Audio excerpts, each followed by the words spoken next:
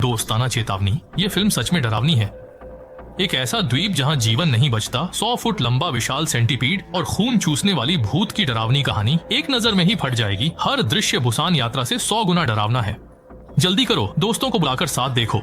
कहानी एक अजीब द्वीप पर घटती है। पूर्वजों ने बहुत बुरे काम किए थे। इस जन्म में परमाणु कचरा फैलाया, जिससे आसमान गुस्से में आ गया और द्वीप पर भयंकर श्राप डाल दिया। कोई भी हो जिसमें श्राप हो, वह खतरनाक खून पीने वाला राक्षस बन जाएगा। वे आम लोगों का खून पीकर जीते हैं, कभी कभी एक दूसरे को भी मार डालते हैं, और जितना अधिक खून पीते हैं, कुछ राक्षसों के जीन बदल जाते हैं। अंत में विचित्र आकार वाले, विशेष शक्तियों वाले भूत बन जाते हैं। तब जो नहीं बदले वे भूतों के गुलाम बन जाएंगे। लेकिन चाहे वह राक्षस हो या विशाल भूत हो, वे एक आकुन नाम के आदमी से डरते हैं। उसे कमजोर मत समझो, वह द्वीप का सबसे ताकतवर प्राणी है। न सिर्फ 2500 साल जीवित रहा है, बल्कि अद्वितीय बुरी शक्तियां भी रखता है। सिर्फ एक आवाज से अनगिनत भयानक भूतों को बुला सकता है। हाथ हिलाते ही सामने का पहाड़ 2 टुकड़े कर सकता है। पर अगर कोई उसे ना पसंद आए तो वह अपने दांत दिखाएगा और उसका सारा खून चूस लेगा। और उसकी मौजूदगी के कारण इस द्वीप पर आने वाला हर व्यक्ति बिना अपवाद के अजीब मौत मरेगा। अपने खोए साथी को ढूंढने के लिए हुआंग माओ अकेले इस अजीब द्वीप पर आया, पर काफी खोजने के बाद उसने पाया कि यह द्वीप बहुत सुंदर है। अफवाहों जैसा डरावना नहीं है, लेकिन चारों ओर की अजीब शांति उसे बहुत सतर्क रहने पर मजबूर करती है। कुछ मेहनत भरी खोज के बाद हुआंग माओ एक खाली आंगन में पहुंचा और वहां उसे एक कुआं मिला। यह देखकर वह तुरंत रस्सी खींचने लगा। प्यास बुझाने के लिए पानी पीना चाहता था, पर जैसे ही उसने बाल्टी बाहर खींची, उसने एक जोड़ी पीले सफेद हाथ देखे। सामने का डरावना दृश्य देखकर हुआंग माओ पूरी तरह डर गया। वह जल्दी से एक कमरे में गया। स्थानीय लोगों से मदद मांगना चाहता था, लेकिन मुड़ते ही एक भयानक मानव सिर देखा और सिर के नीचे नल जुड़ा था। हुआंग माओ ने ध्यान से देखा। उसे लगा नहीं था वह जीवित होगा। जब वह हैरान था, पीछे के कमरे से चबाने की आवाज आई। हुआंग माओ बहुत उत्सुक था। कौन यहाँ खाना खा रहा है? उसने पास जाने का साहस किया, लेकिन जब वह दरवाजे पर पहुंचा तो वह भयभीत हो गया। वहाँ 2 रक्त पिपासु राक्षस थे जो आदमी के अंग खा रहे थे। हुआंग माओ इससे बहुत डर गया। वह सीधे भाग गया, लेकिन एक साधारण इंसान कैसे इन राक्षसों से बच सकता था? केवल 2.5 मिनट में हुआंग माओ पिशाचों से घिर गया। वह केवल लकड़ी की छड़ी पकड़ सका, व्यर्थ में लड़ता रहा। अचानक खतरे के समय एक तेज तलवार आसमान से गिरी, सीधे पिशाच का सिर काट दिया और एक चप्पल आदमी तुरंत हुआंग माओ के पास आया। उसने अपनी तलवारबाजी से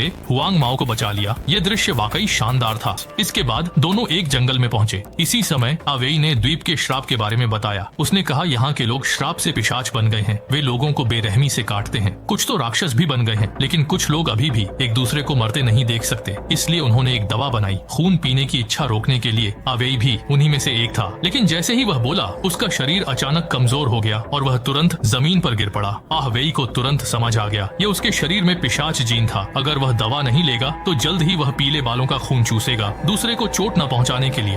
वेई ने मजबूरन मुखौटा उतारा, दांत दिखाकर पीले बालों को डराया। पीले बाल जंगल में भागते रहे। आखिरकार वे एक और गांव पहुंचे। वहां उन्होंने वेई जैसे कई पिशाच देखे। आर्मिन और टाइजू सबसे कुशल थे और उन्हीं के मुंह से हुआंग माओ को अहकुन के बारे में पता चला, जो पिशाच और बुरी आत्मा का समकालीन था। चाहे अहकुन कितना भी शक्तिशाली हो, उसे भी डराने वाली चीज थी। वह थी कथित 501 नंबर का सीरम। यह न सिर्फ खून की बुराई मिटा सकता था, बल्कि द्वीप के पिशाचों को मानव बना सकता था। इस दौरान की जांच के अनुसार उन्हें आखिरकार पता चला, परमाणु कचरे वाली गुफा में संभवतः वह चीज थी जो वे चाहते थे। वे तुरंत चल पड़े। राक्षसों के घेरे को पार करके आखिरकार वे मंजिल पर पहुंचे। अनजाने में असली मुसीबत अभी शुरू हुई थी। वे गुफा के मुंह पर पहुंचे, तभी भयानक राक्षसों का झुंड दिखा। लाल चेहरे वाले भूत घमंड से चलते हुए उनकी ओर आ रहे थे। ऐसा लग रहा था अगले पल वे सबको खा जाएंगे। पर आर्मिन ने शांति से चाकू निकाला, फिर तेजी से एक एक को मारा। महज 2.5 मिनट में उसने सभी को मार गिराया। सामने की मुसीबत से निपटकर वे आगे बढ़े।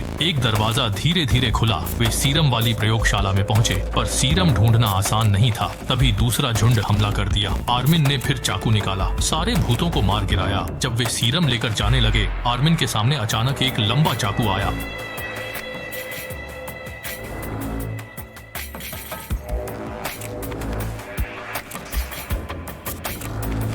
आर्मिन को आश्चर्य हुआ। आने वाला उसका भाई लौह स्तंभ था और वो उसे धोखा देकर आहकुन को सीरम खोजने में मदद कर रहा था। सीरम पाने के लिए लौह स्तंभ ने तुरंत छोटे भाई पर हमला किया। आर्मिन के मनाने पर भी वह नहीं रुका। मजबूरन आर्मिन ने चाकू निकालकर पलटवार किया।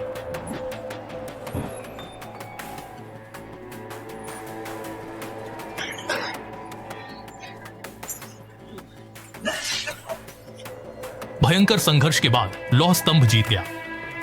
उसने आर्मिन को हराया और उनका खोजा सीरम छीन लिया। इस घटना से सभी हैरान थे। वे वहां से भागना चाहते थे।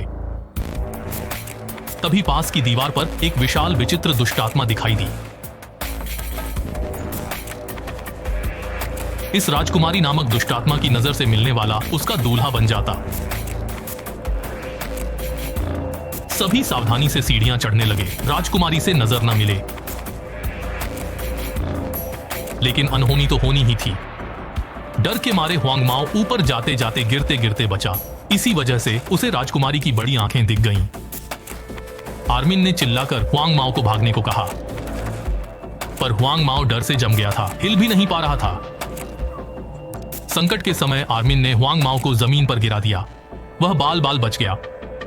फिर सब जल्दी से ऊपर चढ़कर एक सुरंग में पहुंचे। भागते भागते उन्हें एक पुरानी खदान की ट्रॉली मिली।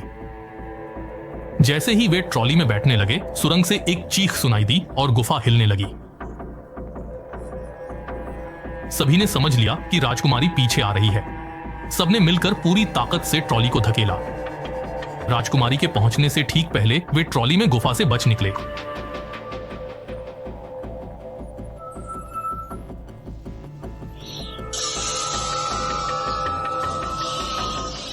हालांकि उन्होंने जान बचाई, पर गांव वालों को बचाने के लिए अमीन ने अकेले भाई को खोजने और सीरम वापस पाने का फैसला किया। लेकिन जब वह एक गांव पहुंचा तो पाया कि लौह स्तंभ वहां लंबे समय से इंतजार कर रहा था। दोनों भाई फिर मिले दुश्मनों की तरह और तुरंत लड़ पड़े। दोनों बाहर से घर तक और फिर घर से बाहर तक लड़े। तलवार जहां गई सब कुछ तबाह हो गया।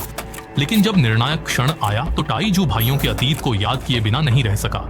इससे आर्मिन को मौका मिला और उसने सीधे अपने भाई के शरीर में चाकू घोंप दिया। पर एक पिशाच को इतनी आसानी से कैसे मारा जा सकता है? वह अपना हथियार फेंककर वहां से भाग गया। आर्मिन मजबूत था। भाई से सीरम लेने के लिए उसने खून के निशान का पीछा करते हुए एक गुफा तक पहुंचा। यहाँ आर्मिन तुरंत सतर्क हो गया और अपने भाई के निशान ढूंढने लगा। अजीब बात यह है कि इस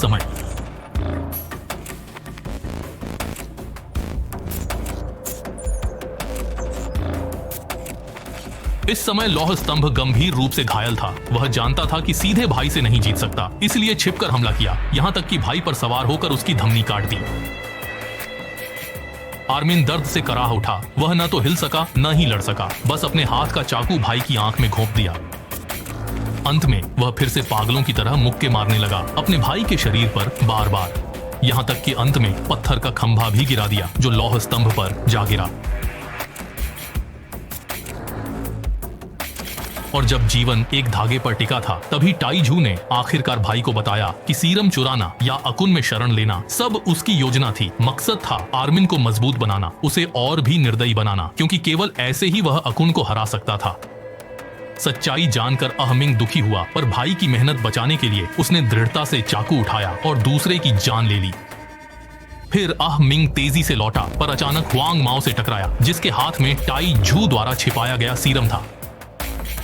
यह देखकर अहमिंग समझ गया कि सब भाई की योजना थी, पर उसे यह उम्मीद नहीं थी कि जब वह सीरम वापस ले जाने वाला था, अकुन अचानक आ गया।